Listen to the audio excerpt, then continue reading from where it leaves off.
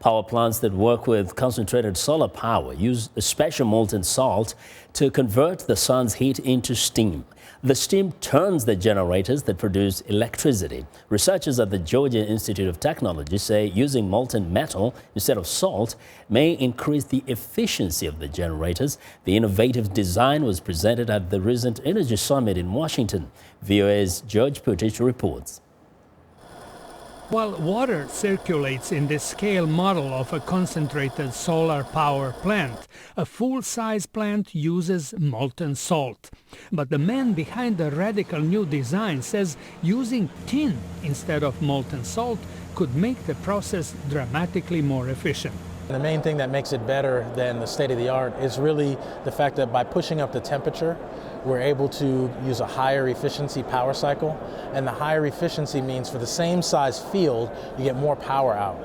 A molten tin can get hotter than molten salt, but it cannot flow through metal pipes.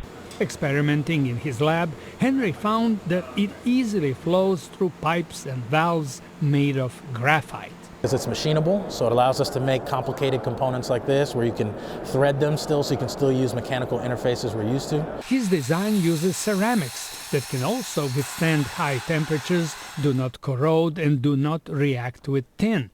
With good insulation, tin can stay liquid even overnight.